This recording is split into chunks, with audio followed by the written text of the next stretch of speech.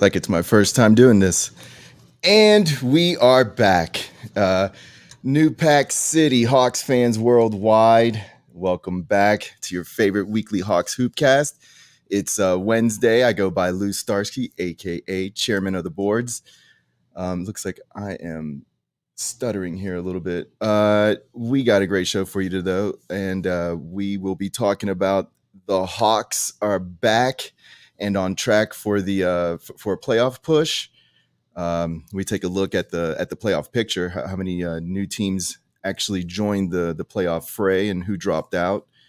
And we rank the Eastern Conference teams all together. We will do that. Also, where does the Hawks fan base rank as far as being diehard fans? Are we a worse fan base than other teams that are considered, classic teams, if you will, like Boston and New York? So we'll get into that a little bit too. But first, hit the thumbs up, like, share, subscribe, follow the links in the description to support us. And I'm going to go ahead and bring the guys in. What's up, man? Yo, what to do? What's good, family? Not a whole lot. Just trying to get my. I feel like I've never done this before. I'm trying to get everything in order here. All right, here we go. There we go. We're getting it started. So what's going on? I think I'm going to start it off with Mike first. Mike had a little something to say about the Atlanta Hawks fan base. Yeah, man, I don't feel like our fan base any different than any other fan base. It's just simple as that. I feel like fans they go up and down. A lot of times we compare, I guess, the current times to old times when just basic technology increased, man. Like in 1998, your drunk uncle couldn't hop on Facebook after the game and make a post. You feel me? Yeah. Like it just is what it is. Everybody can say something. Everybody can send something to a player. They don't have to just be on the sidelines yelling at them. I mean, Memphis fans earlier this season made Ja Morant have a moment. Like, come on, man. Like, Ja Morant is obviously their best player, a franchise player, and they had the nerves to say the things that they had to say to him, to where like he literally heard them and took it in and had to make a tweet about it. So it's just like, obviously fans are kind of silly across the board. The word fan in itself means it's short for what? Fanatics.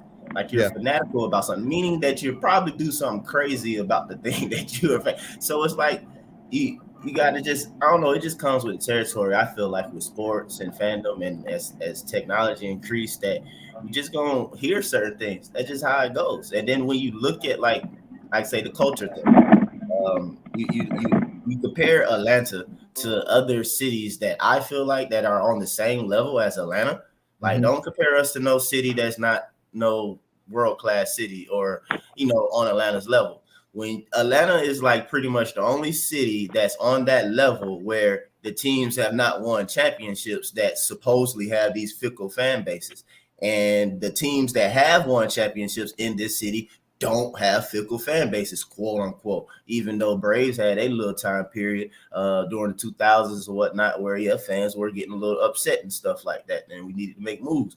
But seriously though, if you're gonna compare us, we take top cities of New York and LA. Even though New York championship came a long time ago, at least the Knicks got one. Like, Atlanta Hawks do not have one in the city of Atlanta. It's just that. New Yorkers, like grandparents in New York, can talk about witnessing this and pass down to their children and stuff like that. You understand what I'm saying? Yeah. So, and I think you make a great point about that is how technology has also advanced that situation where fans are now getting onto social media and just saying any old thing, kind of creating like, oh, is this what the fan base is actually saying? So I do feel you on that. I think that's a good point there. And you're right. Like, we are one of the better fan bases that have not been rewarded with championships. So those are two really good points. And this came from what? Just people saying, "Oh, you're whining," or is it the trade talk that we had when we were losing? It's the trade talk. I think it's because of everybody keeps saying the trade talk so much, and now we're currently on a win streak. So, you know what I'm saying? It just bringing back the whole, you know what I'm saying? You know, just positive vibes, which is I understand. But like literally just 2-3 weeks ago, almost everybody was willing to trade everybody. You know, It's so so true. it's just funny how things switch that fast or whatnot, you know, after a 4-game winning streak. And yeah, winning cures all. I get that, you know, I understand. But yeah, man, like to me, it's just funny how that switched so fast. But hey. Yeah. And I guess that kind of leads me right into the next thing I wanted to talk about is the Hawks look different. The Hawks feel different when we're playing. We seem like we're the dominant team again. Is this enough? Just this 1 week where I finally didn't have to write a 1-2 record or a 1-4 record for the week. We actually went 3-0 this week. Is this enough to convince you that we've turned a page and now we're ready to make a playoff push? Damon, what do you think about that? Are you sold? We're gonna make a playoff push. I mean, I've been sold, bro. I mean, it's just a matter. We already have the pieces. It was just a matter of one, the team putting forth a little bit more effort, okay, on the defensive side of the ball. And like I said earlier, two, shit going your way. When you need stuff to go your way. You ever notice when a team is slumping, nothing goes your way? Not fouls, the bounce of the ball, not getting long rebounds because for some reason they just happen to bounce right to the other team. But you'll notice as we put forth more effort, stuff goes our way. Right. Look at the Charlotte game. How many times this year has Charlotte shot 11% from three? How many? I mean, look at the Bucks game, and I've said that before. When Middleton, who was on fire, and George Hill missed back-to-back wide open threes, stuff starting to go your way. When guess what? When you're not cheating the game. I think Trae Young and them was cheating the game, playing half-ass ball, thinking they're gonna cruise their way to certain wins, and they realized, yeah, this the NBA guy. You can't cruise yourself to a win. You're not no LeBron James or not even gonna say that because LeBron will go hard every night. So I think we're good to go. But like I said, I think we just need to make minor moves. Do what I like of Ben Simmons? Sure. Do we need a Ben Simmons? No. You know what I'm saying? Just a little tweak here, a tweak there, and I think we'd be G to G. You know. Well, I don't know. See that, and now I'm not fully convinced that Travis being so vocal about it and public about his desires to trade the team. I don't know if that was really just a shakeup for the guys on the team to be like, hey, and then trading away a piece like Cam Reddish. It was a shakeup, bro.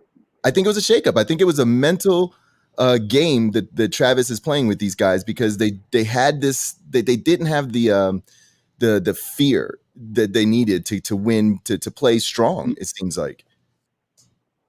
So yeah, I'm excited. What he did,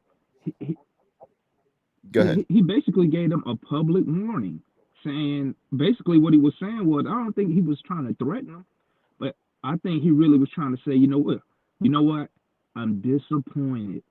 Disappointed is a great word. The moves that we made in the off season. Yeah. And we already know what the moves was: re-signing JC, extending Capella, re-signing Kevin Huerter. I think he was trying to say, I'm disappointed.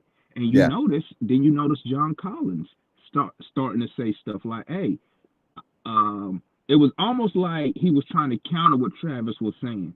Because Travis come out basically say he disappointed. Collins come out talking about, I want to be more involved. You see what I'm saying? It's like Collins trying to let them know, listen, I want to be involved, bro. I'm trying my best. Kind of shooting indirect shots. But sometimes it takes stuff like that. And we've seen this team in action. We've seen this team in action in the playoffs, bro.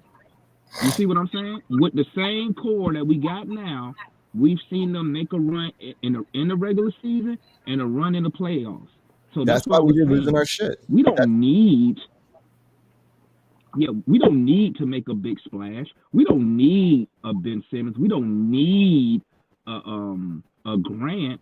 But like I said, would I like to have a Ben Simmons, a dominant elite defensive player? Sure, but you know, we good where we're at. These guys have proven, yeah, and we're in a they can win. And now, we are us as fans. Do you us as fans? Hey Lou, yeah. real quick. Us as fans, do you believe the run in the playoffs was fugazi? No, not at all. It was real.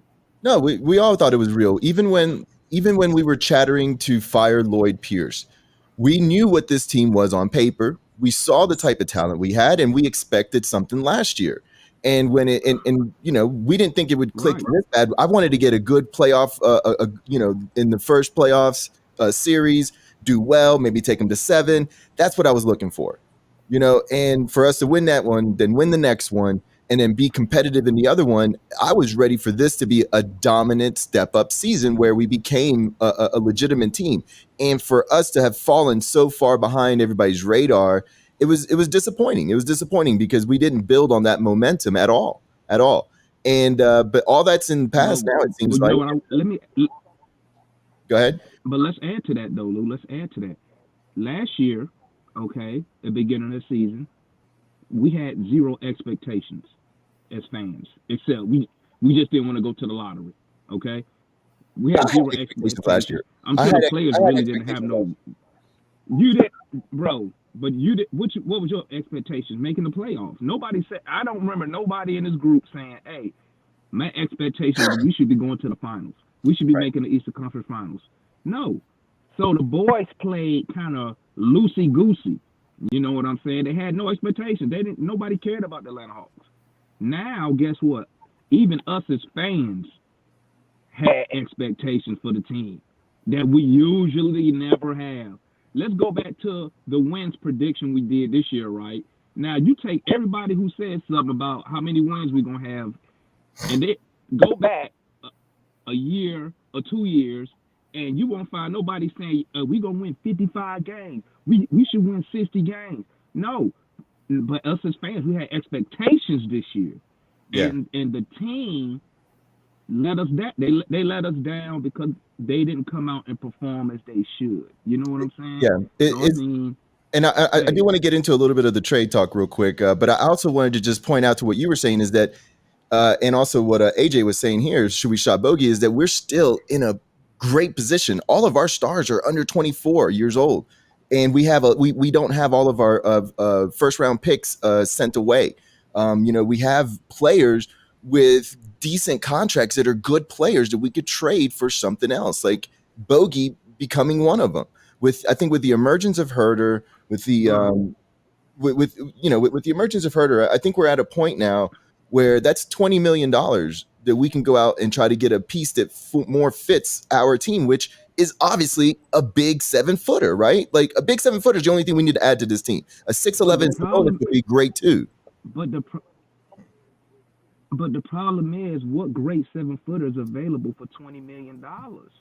What great 7-footer is available? We may not be able to do it this year. What we could do, since you brought that up,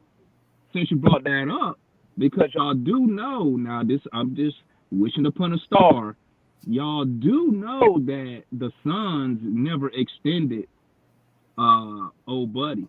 What's the big center name? Oh, yeah. You know he never got extended, right? Yeah. He's going to get that JC treatment. So, I mean, that's why I'm mad that we re-signed Clint for no reason. Because, you could make a play for a guy like that. Or at least you could have forced the Suns to overpay, Ayton. Because imagine having a DeAndre Ayton on this team besides a Clint Capella. I do. We would be almost unstoppable. We would be able to score. We'll be able to score at every level consistently and at a high clip. You know what I'm saying? But Bogey. I mean, you can't really. Bogey by himself can really not go net you nothing. No. Bogey by himself won't net you anything. But what Bogey is a number on the salary cap that's going to be coming off any time. So like we don't have to re-sign Bogey. In 2 years, whenever his contract's up. And if we put him in a package deal with one of our younger talents, his his salary will help us match a bigger name salary is what I was meaning by that. Same thing as a Gallinari or something like that. Yeah, I dig that. And I'm gonna say one more thing, then I gotta go, fellas. Somebody like Buck, I think it's just my opinion. I think we are at the level to where we should not be trading for non-all-stars. Point blank, period. Right. We need to stop be trading for these dudes who have 1 or 2 good seasons. We need to stop trading for average players. We got enough average players, okay? We got Kevin Knox, you got Dang, you got TLC. It's time. If we're going to trade a Bogey, if you're going to trade a John Collins, if you're going to trade a Kevin Herter, we need to be like Philadelphia and demand all stars in return. Yeah. Point blank, period. So, like, dudes like Grant, I don't want Grant. I'm sorry, I don't want him. He's not a game changer for me. Now, a Ben Simmons, that's different. You got a game changer right there. You know what I'm saying? He's elite at what he does. Damon, yes, of course, and even Dave said it. You know, you nailed it. But do you still think? What you would have to give up to get a Jeremy Grant doesn't seem like it's going to be the same thing you'd have to give up to do Ben Simmons or something like that. So even in our situation, does trading a few first rounders or a first rounder and maybe Jalen to bring in a known veteran, is that a move you're interested in? I mean, it's not just getting Jeremy Grant or giving up the same people for Jeremy Grant, but it's making your team better. Do you think he would make our team better? What about you, Mike? No, this is what we need to do, man. This just me. This just my opinion, real quick. Let me say this real quick, Mike, because I gotta go. No, go for it. Let me say this real quick. Like I said, bruh, we should be at a level to where if we need a minor player, a role player, we should be able to address that in free agency with all these veterans. You know, when all these veterans sign up for low deals.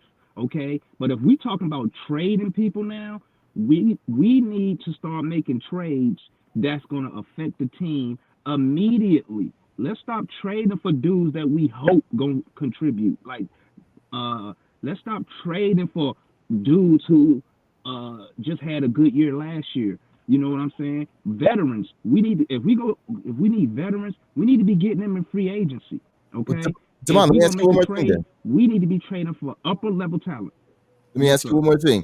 How far do we need to go into the playoffs, or how deep of a run do we need to go into the playoffs to become a free agent destination to where, you know, Jaylen Brown or any of these other guys, you know, are off the, you know, are not being re-signed, that we can sign them? Like, where are you at on that? If we can make another run, a strong, if we get a strong a game 7 second round elimination, if we get back to the conference finals, then that we should be one of those veterans. I ain't talking about like these I'm talking about those veterans who playing on Miami, the Lakers for $100,000. Then we should, because those dudes, they just looking for a championship opportunity. You feel me? If we go back-to-back conference finals, people will take us seriously. You know what I'm saying? Now you opening doors. But the days of trading for random dudes, man, who like a Jeremy Grant. Jeremy Grant to me is a good player. Don't get me wrong, but he's not a game changer. Now, if we was trying to still rebuild, or we still looking for people to go with Trey or match our core, then that's different. But if we're trying to compete and we're gonna trade real pieces, starters, we need to demand all-star players in return, not borderline all-star. We've been through this already, dog. Go look at 2008 through about 2015. We've been dealing. Who was Paul Millsap, borderline all-star till he got with us. Cal Korver, borderline all-star. Let's go back. Joe Johnson was borderline all-star till he came to us, and he became an all-star with us. We always deal with that one Just level like below type player. When it's time to start going. If we're gonna trade, let's trade. Let's get some real talent up in here. You know what I'm saying? Well, I'm out, fellas. I gotta go, man. I'm gonna tap in with y'all though. Okay. And then so he was just saying something about yeah, Damon, appreciate it. He was just saying something about getting a Joe Johnson level player. how far in the playoffs do you think we need to go, or how much you know how much name brand do we need to be able to go after the tier above the Joe Johnson? And a fun fact about Joe Johnson is the competing team that year was a young LeBron James team that was trying to get him over to match with LeBron James to play on his team, but we outbid them. But anyways, good. I mean, it's kind of a lot, I guess, to unpack there. But I mean, you know me, bro. I'm not as, I guess, I'm trying to look for the term to use or whatever. But I guess I'm not as optimistic or whatever. Even though, I mean, I hope for the best and everything like that, though. But I mean, Optimistic about what? Try and break it down and keep it real. I mean, about where the Hawks are or whatnot. I mean, remember after the playoffs, immediately, I was not one who said that we were just a injury away from winning a ring. Hold on. If we look at our team as a 5-year projection, we are one of the top 5 teams in the NBA. So I know we lost sight of that a little bit, but these guys are still young, and we still have a lot. Let me finish what I'm saying though. I understand they're still young. I get that. I understand that though. But still though, you do not stop tweaking your roster at all times. We've seen championship teams tweak their rosters. You can't just sit here and always just sit here and hope for certain things to happen, even though I would like for it to happen. And I'm thinking that somebody might progress or this and that and everything like that. And even if it's not an all-star, we've seen times where slight roster changes have catapulted teams, or when it's a roster change, like the people that he named, they weren't like that happens. Like, to me, it's like what he was naming as far as players that we have had is kind of going against the argument that he was making, saying that we don't need to make those moves or what it is, because Joe Johnson wasn't Joe Johnson until he came to Atlanta and got a different type of opportunity. Then he became an all-star. It's not like we went and got an all-star player. He wasn't that. Millsap wasn't an all-star. We got something undervalued and got more value for it. So you telling me that it's not possible that we can find somebody now who hasn't been an all-star previously, get them into the Atlanta Hawks, and now all of a sudden they become a 5-year all-star? Yes, and that's what I'm saying, and that's actually what I was trying to describe to Damon, is saying that, hey, look, we don't have to give up as much for Jeremy Grant. And then if he comes here and starts balling out of control because he's in a team that plays, I'm saying, yeah, you want to do things wisely, but at the same time, though, I am not sitting in here just completely just foot down, know about a lot of these guys or whatnot. It's just simple as that, and I'm not going to act like I said, somebody can't come into here who hasn't been something previously, become something while they're with the next team. Right. And let me pat us on the back. Let me pat us on the back, because when we first started the show, you and I saw a golden opportunity in this John Collins re-signing, where, hey, maybe we can package him up and get a bigger name, a known name, a Cat or a this or a that. Mm-hmm. You know what I'm saying? Yeah, I was saying that too. But this coming here though too is whatever we are. Like, if you have a Trey, and even if you moved everybody and all you got left is Trey and DeAndre Hunter, you built from within. Exactly. Yeah, we have enough guys. I mean, now look, we hit on we hit on John Collins, we hit on Trey Young, we hit on DeAndre Hunter. We hit on a lot of players skill-wise. I mean, we missed a couple too that would have been helpful, very helpful. But we can name those. But like I said, we missed on Mitch Robinson over Amari. I know that, because you and I we're like, oh my God, Mitch Robinson fell. Yeah. He's I mean, I give you credit to that or whatnot. So that's one of the main things that you've been on for the longest or whatever. So it's like, yeah, I mean, things. I'm just saying things. We just never know. You know what I'm saying? And then like I said though, the Hawks, to be honest with you, to get a superstar and people to come here for like close to nothing, no, it's not going to take another conference final appearance. It's going to take a championship. It's going to take that in the Raptors. That's what I wanted to know. Taking a pay cut to come to Atlanta.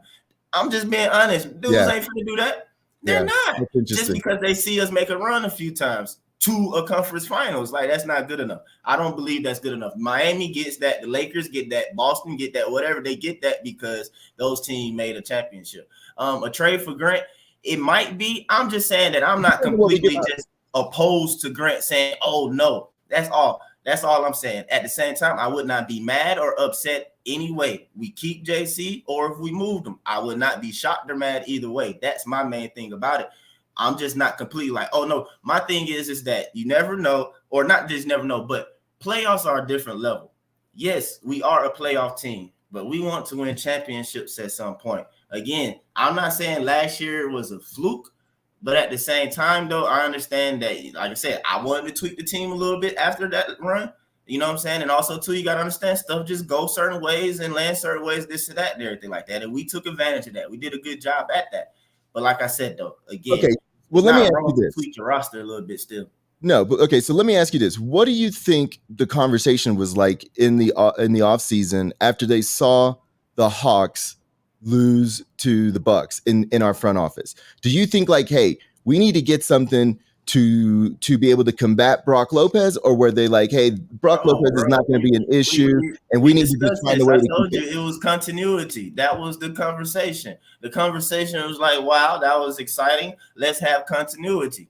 That was the main thing that I heard to back up the reason for making the signings that we did in the offseason, bringing certain guys back. And then in the midpoint, we hear Travis say, oh, I made a mistake bringing certain guys back. Literally, bro, you go back, the main argument or the main reason I heard from everybody, and even our GM, unfortunately, when he backed up, paying JC, even though I think John Collins has a good contract and it does not hurt us any. You know what I'm saying? So let's put that out there. But the reason it was for continuity, keeping the team together, for this and that and everything. And like I said, I told you back then, it's like, bro, that's not necessarily number one for me on my list when I'm compiling my roster, because it's basketball. If I get high IQ players together, they ain't have to be together for no past 4 years to come in and play basketball. Right. So, just so we know, this is Jeremy Grant's stats for this year. Yeah, man. Like I said, though, you can look at that and everything, like, but sometimes guys are late bloomers. I like his age. It ain't got to be Jeremy Grant, though, but I agree with a lot of people. We can agree we don't need young no more. I feel like we need that young to old, and he's at that young to old range or whatever. It's 27 or whatnot. Again, it don't have to be him, but that type of player, somebody who can literally maybe change a game defensively to pair along with DeAndre Hunter. That is great. Literally, I don't even. If scoring 20 points is not bad, though. No, that's what he's done in Detroit, and a lot of people like to dismiss that because Detroit is bad. But hey, you get the opportunity and you put up points. There's a lot of people that can't do that on bad teams still. Exactly. So, and Trae Young, and like I said, we don't need necessarily that. We need someone who knows if given the opportunity, and he obviously has opportunities to shoot the ball on that team. But when given them, he obviously scores. I want to see how efficiently he scores. I wish he rebounded a little better. Now, we would take a dip in rebounding, I think. We'll have to rebound more as a team, a whole lot more. It looks like when he played on good teams, his efficiency, his efficiency and his field goals were high. It looks like now that he has to take more shots, it's a little less. But I think if playing on a good team, he would elevate, and then these times would go up. And maybe we might be able to get something that fits our team. I mean, and there's no Trae Young on any of those rosters with passing the ball wise. I mean, Russell Westbrook, we know he get triple doubles left and right though, but it ain't those same type of assists, that's that he'll get from playing with a Trae Young. I mean, just defending, getting up and down the court. I'm just saying, y'all, I think it would be kind of interesting to basically see a veteran DeAndre Hunter, y'all, together with DeAndre Hunter. And if you put around Trae Young a bunch of people who can just finish on the break, knock down open shots, even though that is John Collins, I get it, but elite defenders, though, with it. That's the key. If you get nothing but elite defenders combined with Trae Young giving consistent effort on his end, you got something to kind of, you're kind of talking about something, right. That's what I think that we need. Again, it probably don't have to be Grant, but that's why Double O has been so awesome with Double O and DeAndre back, yep. And Trae Young, he's been giving effort. But those two guys play defense. They have the potential, and they are already, until they get, you know, the recognition because they're doing it year after year, they're already elite defenders already. Yeah, already. I can already see that. Well, let's get into the main dish today. I'm gonna say, while you getting that together, another thing too, we was talking about the expectations last year. I think that all of us had expectations making the playoffs going into last season. I think so too. I think especially with the play-in tournament and stuff like that, and us knowing that stuff. That's why a lot of us were so upset with Lloyd Pearson was calling for him to get fired. I believe the fan base as a whole, majority, had expectations of making the playoffs. Yep. I agree. I know I did, because we finally had the makings of a good team. Like, we had good players. Yeah, we knew we did. Yeah. We knew we had some veterans to come in, and Gallo and Bogey, in a sense, to be able to come in and, you know, knock down shots and kind of steady the thing. Because to be honest with you, I was feeling like we had a low key this and that team with good coaching the year before. You know, and that was just all the young guys. You know, but now I was like, but not saying that. Like I said, I've been felt it was a playoff team. I mean, but the thing now is like, okay, how do we win a championship? You know, and it's just like, all right, what's consistent with championship teams? How do Atlanta do basically in basketball what we've never done before? You know, and I think we had a show earlier this year where we talked about who's the second most important player, and a lot of us said DeAndre Hunter. And if DeAndre Hunter, at this point, now that it's no longer DeAndre Hunter or Cam Reddish, now that it's solely on DeAndre Hunter, we need him to mature into a man and become a basketball leader on this team. You see him in his recent games, he's been averaging like 20. He's like basically right back to what we thought, number 2. He's exactly it, because we never even have to worry about the game getting stagnant and Trey making these bad decisions, because it like I said, it's just the flows differently. We have way more steals and picks and the transition changes. Well, I'm about to say, I still worry about that a little late with our guy Trey, but yeah, DeAndre is what we need, though. Is healthy Hunter is definitely great. I can't wait till he continues to mature and become older. You know, because his game is perfect. His game is perfect, and his jump shot is so tall. Yeah, I mean, to go with Trey Young, his game is perfect. I know a lot of people love Cam's game, but Cam was not it. Cam just do too much. I mean, it's smooth and it's sweet, but he does too much. Even in his basketball motion, his actions, it's a lot of dribbling. He got, you know what I'm saying, he needs a lot of extra stuff kind of to get going. And DeAndre can get off in, like, you know, in a box or whatever, in a small area, just a 1-2 dribble. You know, when Trey does swing it maybe late in possession, he can do it. And Hunter gets off on shutting down the other guys. So he stays involved in the game all the time, where I feel Cam Reddish doesn't. Well, I feel like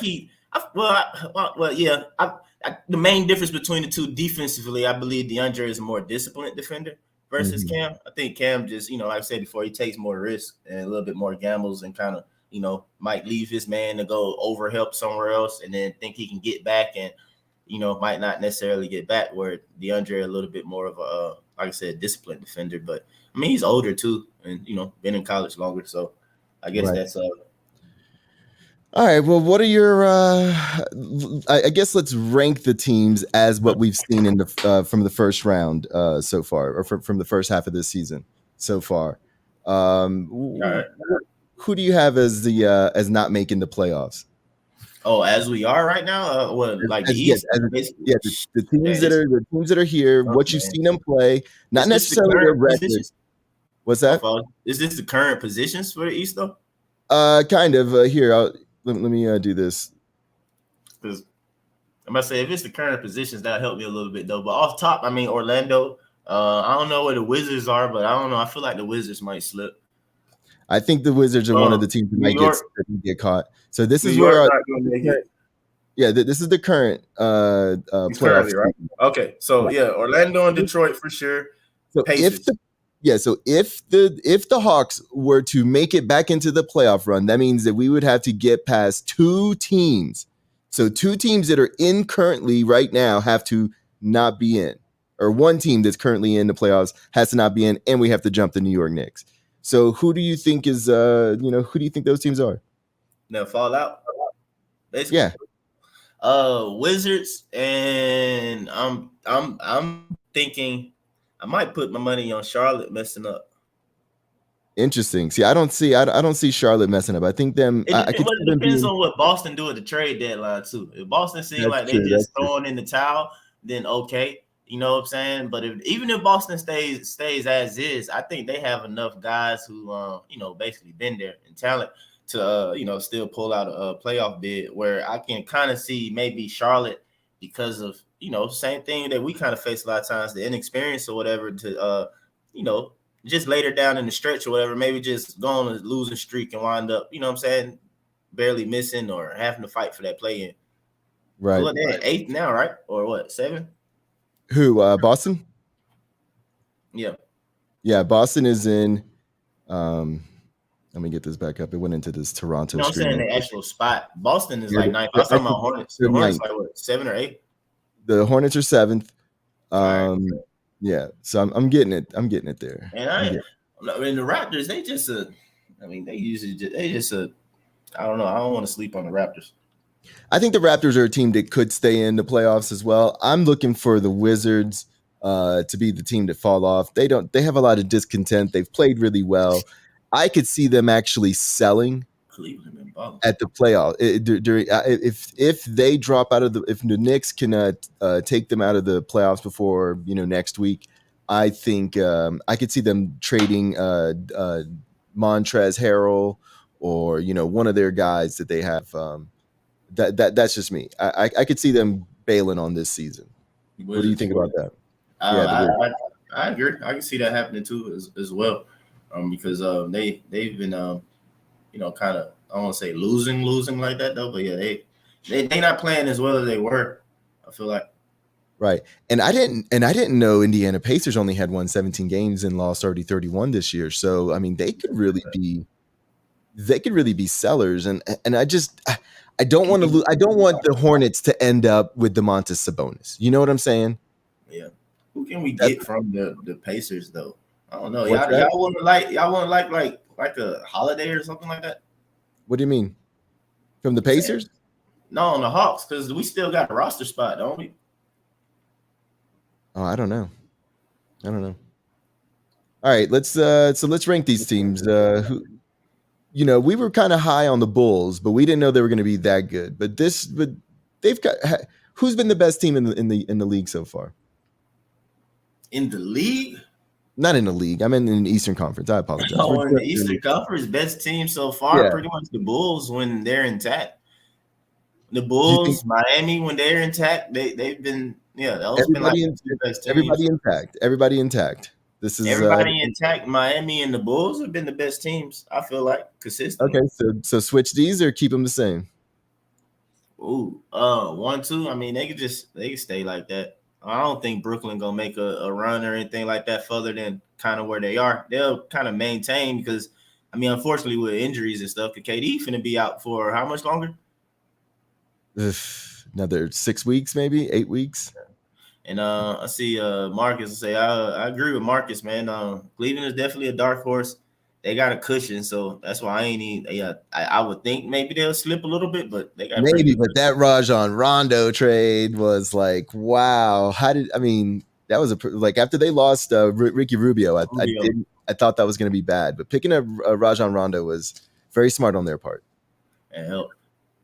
So they might be able to try. And, like I said earlier in the season, I thought Evan Mobley is a stud. Like, I think his footwork, his knowledge of the game as a big man, he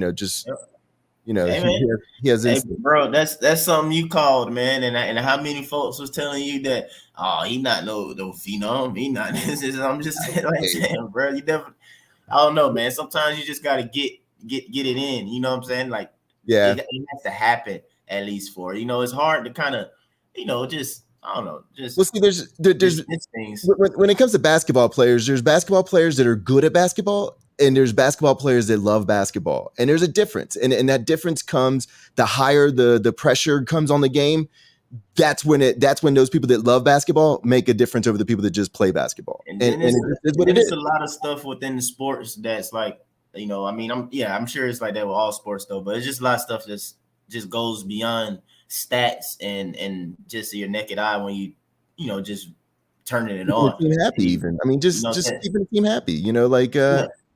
Because early on with with Evan Mobley, I mean, when you looked at it or whatnot, he wasn't necessarily putting up gaudy numbers. You know, usually when people look at rookies and the phenom, this and that, it wasn't necessarily that. It's like I said, it's the guy's size, his length, how he's moving. You know, his ability to basically contest shots from like one 3-point line corner to the other corner, you know, without getting completely out of place or something like that. It's like.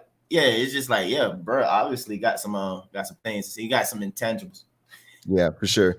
And I think Dave was the one that brought that up about Kevin Knox, but Kevin Knox does look a lot taller and bigger than I thought.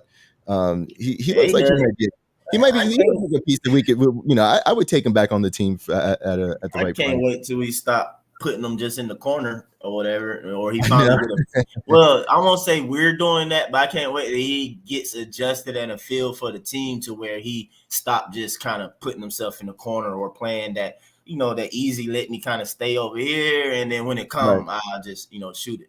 Because, I mean, that was kind of like DeLon issue to begin with at the beginning of the season, but he's a point guard, so he had to have the ball in his hand. But when everybody was seeing what they were seeing or whatever, it was just like, new guy trying to fill out the team and understand everybody, spot where they're going to be at and where he's going to be, you know? No, I think, the thing is, like, what I saw in DeLone Wright's struggle at the beginning of the season, but the difference between his struggle and like a Dang's struggle is that Dang stuck out. Dang stuck out like he wasn't part of the flow. Like, he didn't look like he had a role. Like, DeLone Wright looked like he had a role, just wasn't figured out yet. I don't know, they just look different. I don't like Dang's game at all. Yeah, I know you don't, but I mean, I'm not gonna say that like Dang is just 6 men or something like that though. But he has played better than I would have gave him credit or thought before the season, in his short period of time. So I say that about him. He's played a lot better than what I thought. But other than that, Dang is trash. I was saying the same thing last year about Tony Snell the whole time. But I mean, Tony Snell even played better than I give him credit for his entire career, like with us. Yeah, for sure. Into the playoffs, and then he decided to go back to being trash. Right. Well, all right. Well, check this out. And I think you have your phone on. But all right. So check this out. I moved Cleveland from their 5th spot where their ranking standings are now, and I moved the Sixers up there because I think the Sixers are a better team. And I think if they had Ben Simmons or make a trade for Ben Simmons, they could compete with one of these other guys. But and Embiid balling. Embiid is balling. I mean, but we know that. We saw him up close and personal. The dude's a stud on one knee. I could see what he looks like on 2 knees. Although he does look like when he shoots his jumper, that he does kind of like always hold his knee up. So now I don't feel as bad like when remembering the last season. He like to act like he 5 feet. Yeah. All right. So then we have the Hornets in the 7th spot, but where do you think they'll end up? If not staying where they are, out of the playoffs. Okay. So I think they got a good team. I think they're going to stay where they are. I think they have a good team as well. It's just, a slightly inexperienced team, and it's, it's Charlotte, man. Like, no disrespect to Charlotte, but yeah, it's the Hornets, bro. Like, you want to talk about the Hawks? The Hornets probably, not probably, as a franchise, definitely worse off. Right. And I think we're only a game out of the playoff contention right now. Like, we're only 1 game behind. 2 games, I think it's also. I think we like 21, and like the play-in spot is 10th, the last one. So I think that was on 23 wins. With Washington have 23 wins. Yeah, Washington has 23 wins. And we have 21. Yeah, we have 21, but we have 25 losses. We're 1 game out of being in that position, so that's good. So 1 loss by them, 1 win by us, and so we won back in the loss column. Is what you're saying? No. We're tied up. We all have 25 losses. Oh wow. Us, the Knicks. So anyway, we just win tonight. We beat the Kings at home, man. We good. I think that's the mentality. It's got to be almost like a playoff mentality for these guys, and it looks like they're taking on that challenge. But it's got to be like a playoff mentality where they got to be looking at this like we got to win this game. We got to do whatever it takes to win this game. They finally are. I mean, we discussed it plenty of times, but yeah, they finally playing with some energy, man. They definitely playing with some effort. Trae Young playing with more effort. I think it was Dave that said it earlier that I don't know why he said he think people wouldn't like it, but yes, Trae Young is increased consistent effort on defense is a great part of this streak and this run. I was saying when we were losing like crazy, Trae Young got to play defense. Some people are like, oh, man, he the star. He the superstar. He scored. He assists. He don't have to do it. No, he's your leader. He's the person who's jacking every doggone shot, basically, in any crucial moment. So he needs to at least try on defense so that it can trickle down to the rest of the team to know that, yeah, man, we're going to give us our all on this end. You know, if he out there giving his all, there's no reason for me not to. I think DeAndre Hunter's the type of player on your team that just requires that. Like when you're watching him bust his ass, like it makes you want to bust your ass a little bit more. I mean, it's just he's that type of player. I think ever since DeAndre Hunter and Okongwu's been back in and they get to play together, I think his level steps it up. You know, just from watching these guys, he's getting better at knowing where to be. Like it's crazy. Yeah, I'm not gonna argue that at all. But you know, we all saw that Lakers tape. You know, we play defense that Lakers don't like. That can't happen, and he's not doing that. You know, so exactly. But no, I agree with you. Though Double O and Dre being healthy definitely helps. Definitely, and those are the two. When we heard that was going to be the case at the beginning of the year, we both knew that was going to be a big hit. But we started off so hot, or at least so normal, that I didn't thought it would be all right. I thought it would be all right. Well, DeAndre was here to start. Remember, because he that first game he was locking up Luka. Yeah. Well, what do you think out of these? Where we'll end up? No. So we have 8, 9, 10. Like, where do you rank these 5 teams right here? 8, 9, and 10. Knicks and Wiz, I think gonna fall out.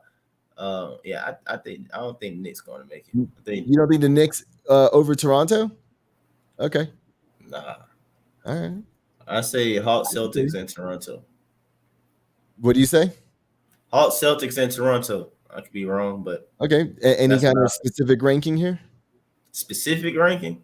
Yeah. I will hope the Hawks 8th, so we ain't got to do the whole play-in bull. But other than that, man, to be real, I mean, I feel like it's a toss-up. It depends on how much we reel off here and what type of run we go on and what the rest of the landscape looks like. You know, I mean, we need continued what's been happening. You know, people been getting hurt and protocol type stuff. If that like really hit a lot of teams heavy above us, like it hit us for a moment, I think that'll help us pull off something that we did last season, end up 5th or some crap. I mean, something crazy like that. Yeah, that's not wrong. We definitely just got to start winning. I mean, right now we have a 4-game win streak, so that's good. And but yeah, that is good. I haven't even looked at the schedule, but just how we're playing as a team. Well, I mean, even with me being open for a trade, I can easily see us talking about, oh man, it's a 10-game win streak. I mean, I can see that. Yeah.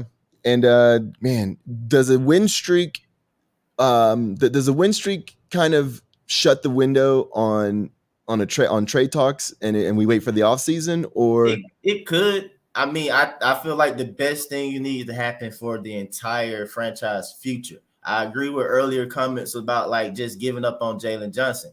I definitely don't want to do that. I'm already thinking ahead. I believe that we're going to see a repeat Cam situation with Jalen Johnson if there's no, window of opportunity or no clear sight of like opportunity and role or whatever for the young man. I mean, because he's clearly should have been like a top 3 pick.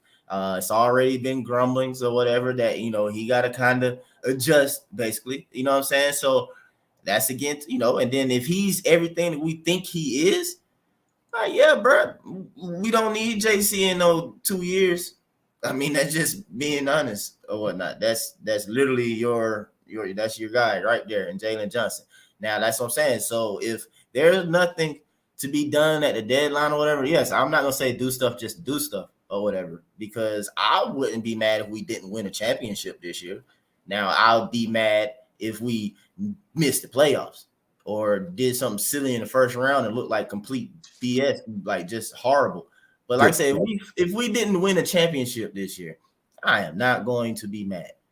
So I would be okay with our best moves or moves waiting to the offseason, basically, to get a good run going into the following season or whatever. Well, one quick look over. You good with this ranking here? We got the Heat. They look like a tough team. The Bulls, they look like a tough team. The Nets, the Milwaukee Bucks. And then we have, then we have, what's that? So that's where it started getting jumbled. Then you got the Sixers and Cavs. Cavaliers, I think they're gonna hold strong, but Embiid being the MVP and superstar he is, you'll think that maybe Philly would squeak past them a little bit. So I feel you on that. But yeah, but that 7 through 10 or whatever, and until you get to what Indiana or whatnot, it's kind of toss up. I mean, even the Knicks and Wiz involved in that toss up. Well, if we start winning at the clip we won last year, I mean, we were 41-31 last year. Even if we start winning at that clip after we go on a little run here, I think we can climb ourselves into like the 8th spot, and maybe Cleveland starts to feel the pressure and they start to drop down, and we could end up in that 7th spot. I think we get the 8th spot, yeah, regardless. Mean, it probably going to take us to have the same type of run just to make the playoffs. Yeah, but we're going to be playing one of the, then, basically the first round we'll be playing. Actually, I already forgot how the damn playoffs worked, but if we made the 8th seed and we drew Miami in the first round or whatever, bro, like, is that how it works? I'm not scared, huh? Is that how it works, or who? Okay, that's how it'll work. That's how it works. After the play-ins, it go normal. No. The play-in though, like these guys play, and then these guys play the 8th seed to see who's the real 8th seed, right? Oh, the 8th seed got to participate in the play-in too. I mean, well, how do you? That's what I'm saying. How else does it? You're right about that part. I guess I forgot about it. So I guess we don't need to be in the 8th seed then, because I don't feel like going through all that. But still, I think, yeah, I'd have to look that up. I don't know. Sorry. I believe so. Somebody probably drop it in the comments real quick though. But that sound about right, like you're saying, because yeah, I mean, if you just had that 9th and 10th though, you still got one outside of 8th. So yeah. So then we're looking at, we're possibly, I mean, either way, we're going to play one of these top 4 teams. Like, who do you not want to face in the first round? In the first round, who I wouldn't want to face? Milwaukee, Brooklyn. I would rather face Chicago or Miami, to be honest, because we know Miami really well. We play them well. I was about to say, Chicago, I'm not scared. Who I would not want to face is who do you not want to probably Chicago or Brooklyn. Brooklyn may be second, but Chicago might be my top team that I wouldn't want to face. I think Brooklyn, just because it has KD, and KD is such a killer. Yeah, that's the thing. KD is such a killer, but at the same time, though, I feel like Trey might be able to equal him out. In a way, but not on the other parts that he does. It's like what? So efficiently scoring. What you mean? Like, look at Trey's points, man. Trey is getting scary efficient, bro. Like the last few games when he's gotten close to 30, the last game for sure, the man shot basically 50% from field. Like that's some good percentage, man. And as Trey continues to get older or whatever, he's basically going to score every time he decides to shoot the ball. It's going to be like, dang, I don't think he missed, because he's going to learn and know when it's basically 100% shot for him, and he's not going to take any more tough shots or make, you know what I'm saying? So Trey getting pretty efficient, man. I mean, I know it's certain times things stick out, like the deep three, and he might miss it or whatever, but look at the field goals and percentage at the end of the games or whatever. Go back, I challenge you, or we can do it right now. Like, go back and see at least last few. If I'm not crazy, somebody correct me. I believe he's been. Thank you, Steiner. He's been playing pretty efficient, man, lately. Like pretty lights out too. And the thing, he's been coming out on fire in the first quarter, just dropping like fadeaway 3-pointers and whatnot. But it's been pretty amazing. Like I said, I've had to get on something because it was giving Ja Morant this extra credit. I think it was a game against the Bucks,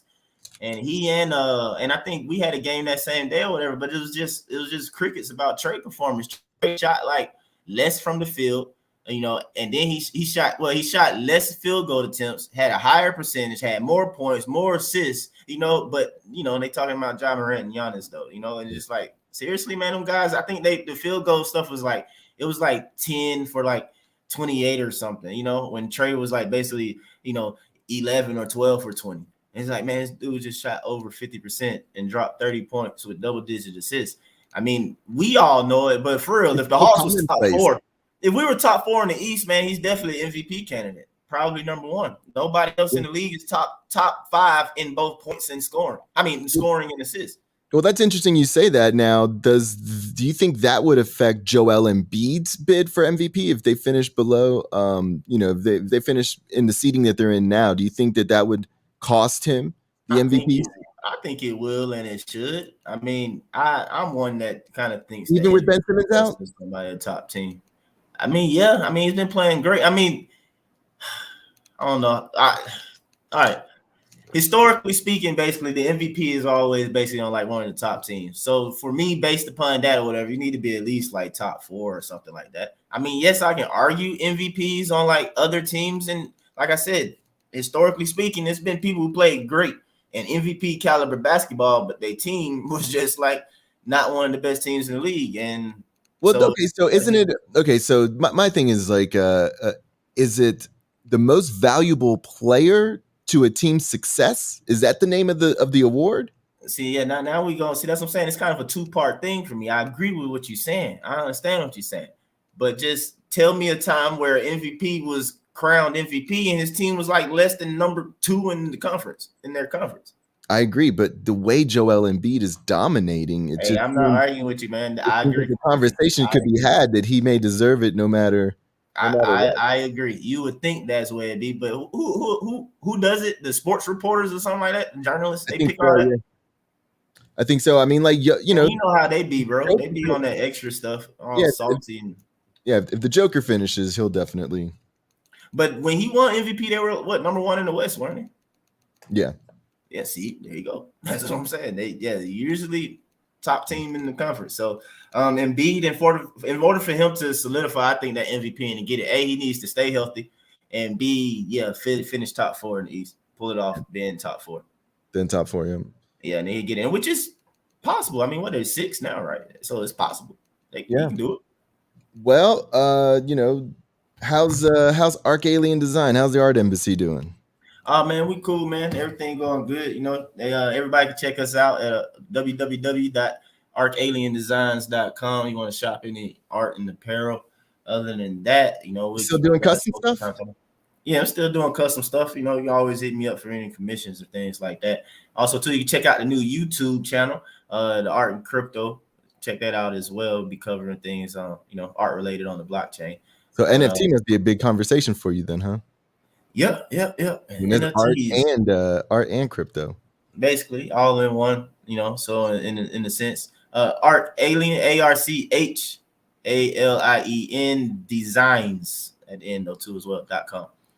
But yeah, you know, a lot of Atlanta flavor, Atlanta inspired art. You know, that's what comes from my heart. The piece behind Lou, you know, the Goody Mob Alien Soul Food. That's one of the pieces there though. But yeah, try and throw, you know, alien flavor, ATLian mix into a lot of things that I do.